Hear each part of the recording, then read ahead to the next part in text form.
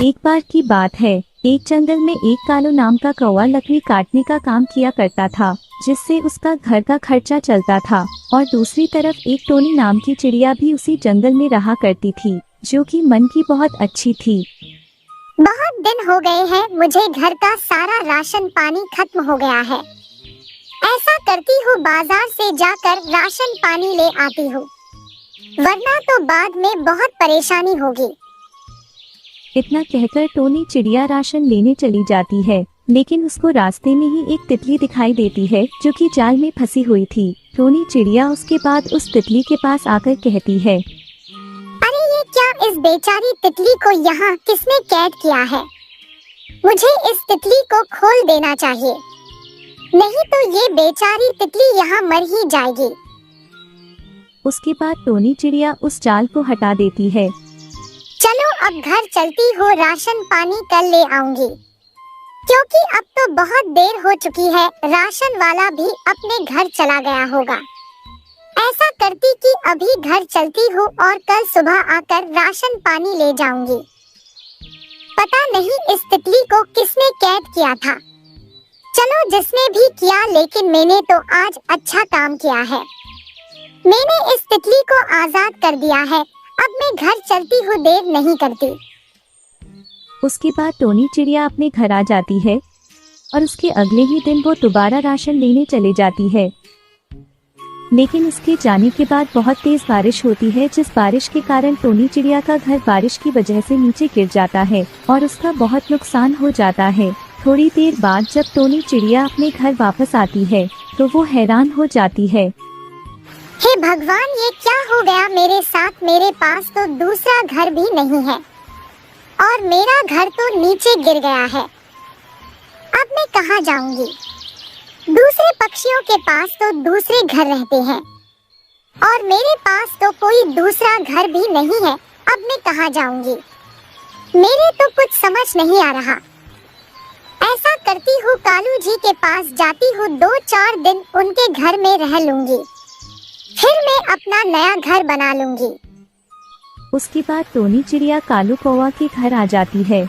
फिर टोनी चिड़िया कहती है, कालू जी, अरे कालू जी, दरवाजा खोलिए जरा, मैं आई हूँ। टोनी चिड़िया, मेरा घर बारिश से टूट गया है, कृपया करके दरवाजा खोलिए, बाहर बहुत तेज बारिश हो रही है।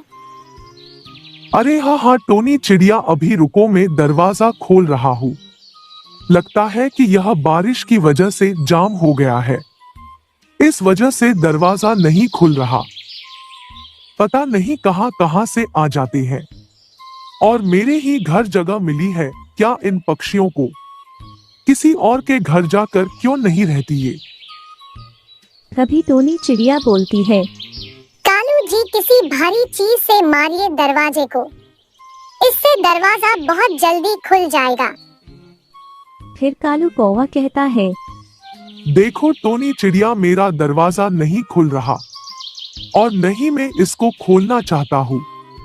तुम चुपचाप यहाँ से चली जाओ, क्योंकि तुम्हारी वजह से मेरा घर भी टूट जाएगा, क्योंकि मेरा घर इतना मजबूत नहीं है कि 2 पक्षियों का वजन उठा सके। अब तुम चुपचाप यहाँ से चली जाओ, मैं इस घर में किसी को नहीं बुलाता, मेरे अलावा इस घर में कोई और नहीं रह सकता। अब तुम यहाँ से चली जाओ और किसी और के घर में जाकर रह लो, मेरे घर में तुम्हारे लिए कोई जगह नहीं है। ठीक है ना टोनी चिड़िया? पता नहीं कहां से आ जाते हैं और मेरे पास आकर कहते हैं कि कालू जी, मुझे अपने घर में रख लीजिए। कालू कौवा की इतनी बात सुनकर टोनी चिड़िया वापस अपने पेड़ पर आती है। फिर टोनी चिड़िया कहती है, मेरा घर क्या टूट गया? मेरी तो कोई मदद करने को तैयार ही नहीं हो रहा है। इस जंगल में कोई भी किसी की मदद नहीं करता। मैं इस जंगल से ही चली जाऊंगी, क्योंकि इस जंगल में मेरे हिसाब के पक्षी नहीं रहते। इस जंगल में कोई पक्षी दूसरे पक्षी की मदद नहीं करना चाहता। ऐसे जंगल में तो मैं बिल्कुल भी नहीं रहूंगी। मैं कल सुबह ही इस जंगल से जाकर दूसरे जंगल में रहने लगूंगी। उसके अगले ही दिन टोनी चिड़िया उस जंगल से जा ही रही थी, तभी उसके सामने एक परी आती है। फिर परी बोलती है, चिड़िया तुम इतनी परेशान क्यों हो रही हो? कोई परेशानी हो तो मुझे बताओ चिड़िया। तभी टोनी चिड़िया बोलती है, मेरा घर बारिश से टूट गया है, जिस वजह से मैं बहुत ज्यादा परेशान हो रही हूँ। लेकिन आप कौन है? मैं तो आपको जानती भी नहीं हूँ।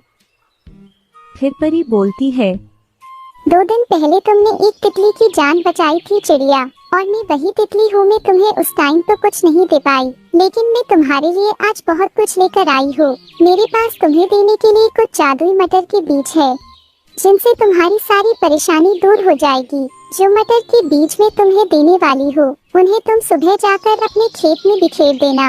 ये लो, ये रहे वो मटर के बीज, और सुबह जाकर बिखेर देना इन दानों को। और उसके अगले ही दिन टोनी चिड़िया सारे बीजों को अपने खेत में बिखेर देती है। और बीज बिखेरने के बाद टोनी चिड़िया बोलती है, बीज तो मैंने बिखेर दिए हैं, लेकिन जैसा उस परी ने कहा है, अगर वैसा ही हो जाए तो मेरी तो सारी परेशानियां दूर हो जाएगी।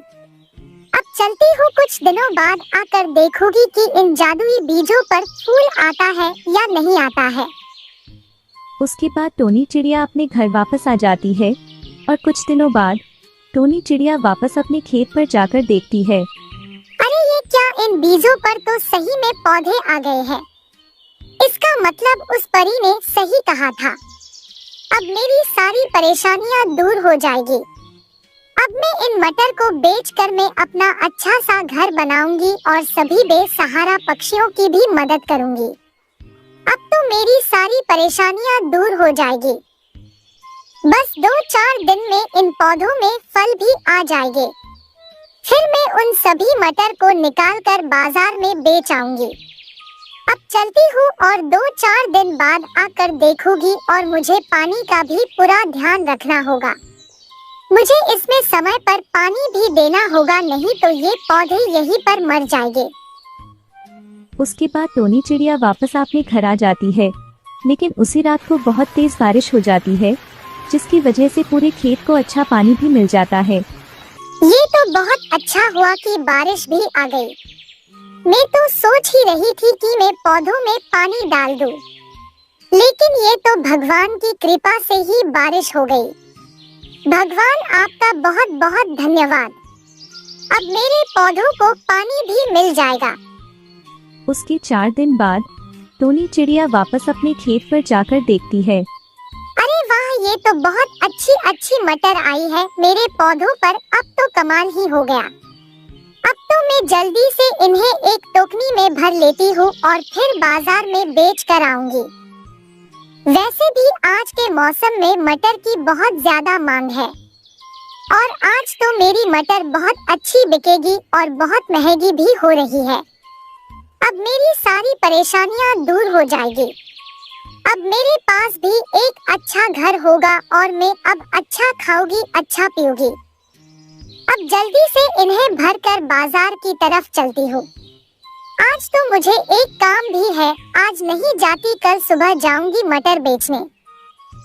उसके अगले ही दिन टोनी चिड़िया बाजार में मटर बेचने चली जाती है, और उसकी दुकान पर तो बहुत दूर दूर से ग्राहक आने लगते हैं। उसके बाद टोनी चिड़िया का काम बहुत अच्छा चलने लगता है, और मटर बेचकर टोनी चिड़िया ने जो भी पैसे कमाए थे, उन पैसों से टोनी चिड़िया अपने लिए एक बहुत ही सुंदर घर खरीदती है, और टोनी चिड़िया खुशी खुशी इस घर में रहने लगती है। सुंदरबन के जंगल में टोनी चिड़िया अपने पति कालू कौवा के साथ रहती थी। बारिश का मौसम चल रहा था, बहुत जोरों शोरों से बारिश हो रही थी। 3 दिनों से बारिश रुकने का नाम ही नहीं ले रही थी।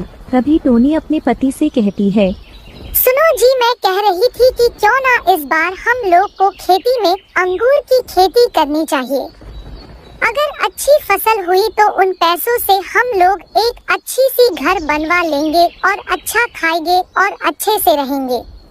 तुम ठीक कह रही हो, और कोई फसल नहीं, इस बार हम लोग अपने खेत में अंगूर की फसल उगाएंगे। लेकिन उसके लिए तो हम लोगों का अंगूर के बीज खरीदना पड़ेगा। उसके लिए बहुत पैसा खर्च करना पड़ेगा, जो हमारे पास नहीं है टोनी। चिंता मत करो, मैं अपनी बहन मीनू चिड़िया के घर जाऊंगी और वहाँ से अंगूर की बीज ले आऊंगी। पिछली बार उन लोगों की बहुत ही अच्छी फसल हुई थी। हम लोगों की अच्छी फसल हुई तो उन लोगों का भी जो उधार होगा उन लोगों को उतनी अंगूर दे देंगे। इससे हमारा काम भी हो जाएगा और हम लोगों को उतनी पैसा खर्च भी नहीं करना पड़ेगा। अगले दिन वो दोनों पति पत्नी मीनू चिड़िया के घर चले जाते हैं। सुनी बहन, ऐसे तो कभी अपनी बहन की याद नहीं आती, आज जरूर कुछ काम होगा। तभी तो अपनी बहन की याद आई है, बताओ क्या काम है। बहन, इस बार हम लोगों का खेत ऐसे ही खाली पड़ा है। मैं सोच रही थी कि अंगूर की खेती की जाए, लेकिन उतने पैसे नहीं है कि बाजार से बीज खरीद सकूं। अगर तुम हमें थोड़ी अंगूर के बीज दे दोगे तो आपकी हम पर बहुत बड़ी मेहरबानी होगी। जैसे ही अंगूर पक जाएगी तो आपकी अंगूर हम लोग वापस कर देंगे। दीदी नहीं, हमारे पास उतने बीज नहीं है, थोड़ी बहुत है तो वो तुम्हें दे दूंगी। तो हम लोग अपने खेत में क्या उगाएंगे? तुम एक काम करो, मेरी सहेली मून चिड़ियों के पास चले जाओ। पिछली बार उन लोगों की भी बहुत ही अच्छी फसल हुई थी, वो तुम्हें बोने के लिए थोड़ी बीज दे देंगे। ठीक है बहन, अब हम लोग निकल रहे हैं। ठीक है, तो दीदी अच्छे से जाना और अपना ख्याल रखना। और वो दोनों पति पत्नी बीज लाने के लिए मून चिड़िया के घर चले जाते हैं। कैसी हो दीदी, बहुत दिनों बाद आई हो। क्या बताएं, कामकाज से फुर्सत ही नहीं मिलती। और बताओ कैसे आना हुआ? मून, इस बार हम लोगों का खेत ऐसे ही खाली पड़ा है। सोच रही थी कि अंगूर की खेती की जाए, लेकिन उतने पैसे नहीं है कि बाजार से बीज खरीद सकूं, इसलिए आपके पास आई हूँ। अगर आपकी कुछ मदद मिल जाएगी तो आपकी बहुत बड़ी कृपा होगी। अच्छा, ये बात है, कोई बात नहीं दीदी, ये लो थोड़े बीज लो और अपने खेत में लगा दो, ठीक है? अब आपको कोई परेशानी नहीं होगी। धन्यवाद बहन, अब हम लोग चलते हैं। दोनों बीज लेकर घर की ओर निकल जाते हैं और आते ही अपने खेत में उन अंगूर के बीज को लगा देता है और कहते हैं, चलो अब घर चलते हैं, कल इसमें आके पानी डाल देंगे ताकि अच्छे अच्छे अंगूर आए। फिर दोनों घर आ जाते हैं और उसी रात थोड़ी बारिश आ जाती है, जिससे बीजों को पानी मिल जाता है। ऐसे ही कुछ दिन बीत जाते हैं। फिर कुछ दिनों बाद वह दोनों खेत में जाकर देखते हैं अंगूर के पेड़ भी बड़े हो जाते हैं। उसके बाद दोनों अंगूर के पेड़ों में से बहुत सारे अंगूर निकल लेते हैं। वह दोनों अंगूरों को देखकर बहुत ही खुश हो जाते हैं और अंगूरों को बाजार में बेचने जाते हैं। उनकी दुकान में बहुत दूर दूर से ग्राहक आते हैं और वह अच्छा खासे पैसे कमा लेते हैं और उन पैसों से वो एक सुंदर घर खरीद लेता है। दोनों पति पत्नी खुशी खुशी रहने लगते हैं।